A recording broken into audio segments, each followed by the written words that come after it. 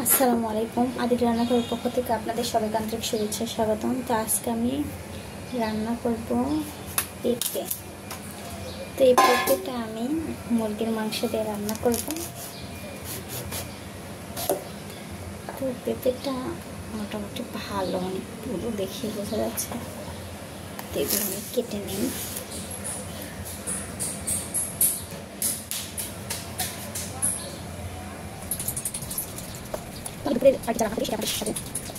Share করি।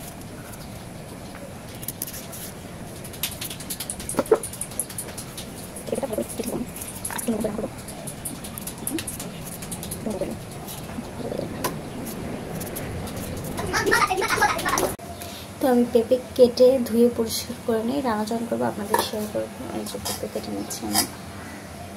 তো এখন আমি এগুলোতে পেঁয়াজ সব কিছু দিয়ে মেখে নেব। তো আমি এখানে পেঁপে আর আলু মাংস একবার নিয়েছি, তেলানি একবারই দিয়ে দেবো। তো এখানে পেঁয়াজ রসুন দিয়েছি।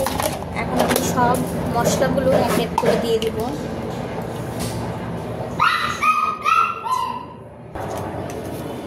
এরপর 1 চা চামচ লবণ দিয়ে দিলাম, হলুদ দিয়ে দিচ্ছি 1 চা চামচ,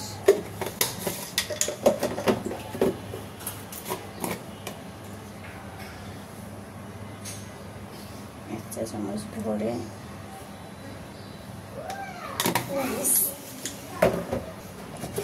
সব মশলা দিয়ে রেখে দেবো আমি। তো এখন রান্না শুরু করব, চলে। তো আজকে আমি পাতিলে রান্না করব। এখানে 2টা পেঁয়াজ নিয়েছি, একবারে আমি আজকে তেলানি দিয়ে দেব।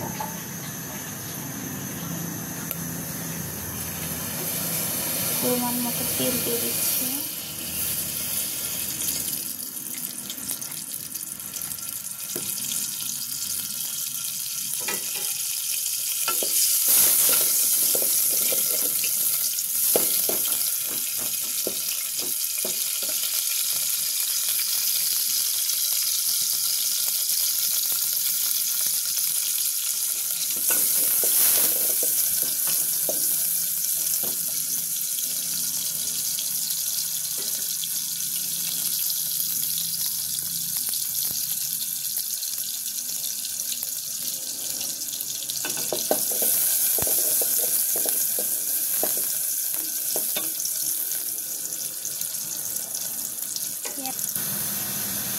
এগুলো আমার ফ্রাই হচ্ছে, ভালো দেখে আসতেছে।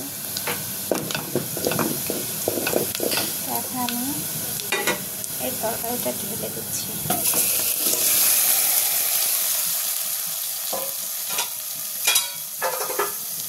ঢাকনাটা দিয়ে দিব যাতে ভাতটা না বের হয়ে যায়।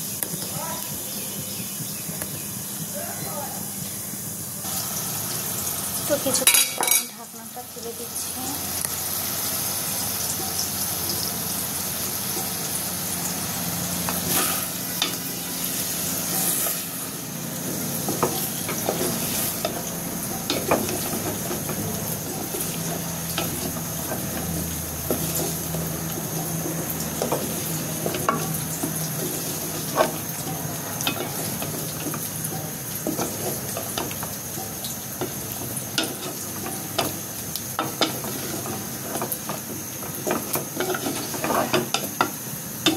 এটা আমি খুব ভালো করে আগে কষিয়ে নেব।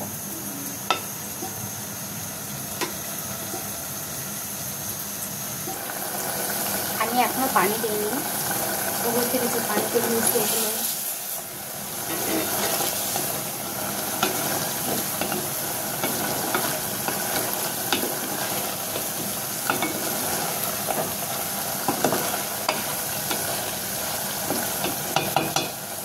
খুব ভালো করে কষিয়ে নিব।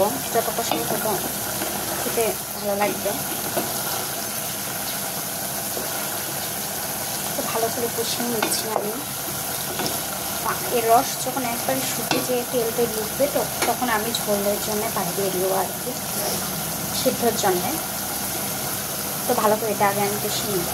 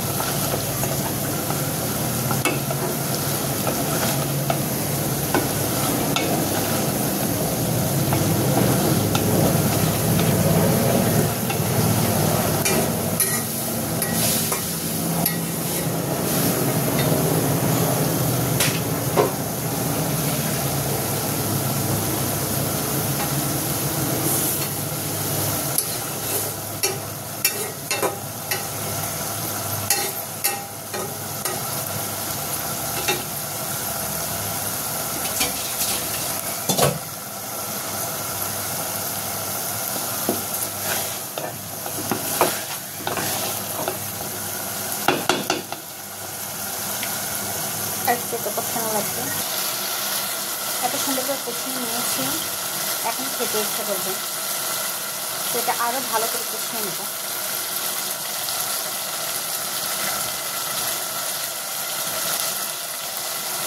তারপর ঝোলে ঝোলে পানি দিয়ে দেবো। তো কষানো আমার শেষ, পানি দিয়ে দিচ্ছি সিদ্ধর জন্য, একটু বেশি করে দিয়ে দেবো।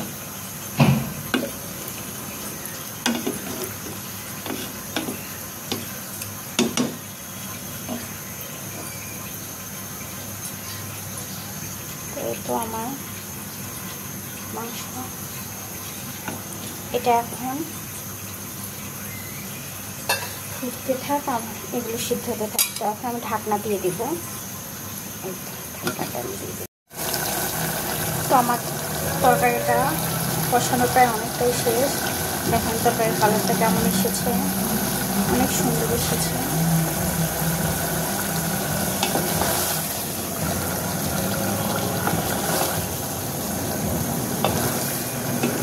এগুলো ছিল আমার পেঁপেও তার মোটামুটি সেদ্ধ এসেছে, সামান্য কিছুটা আমি পানি দিব।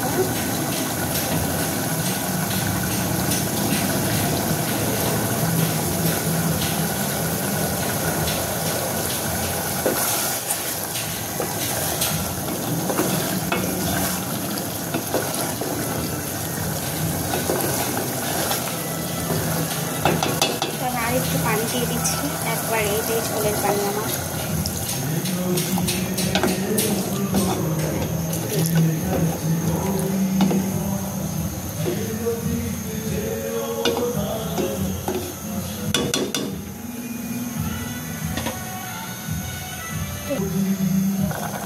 তো আমার রান্নাটা শেষের দিকে, ঝোল একটু আমি রাখবো, যেহেতু দুপুরের খাওয়া। পেঁপে প্রায় আগে গিয়েছে।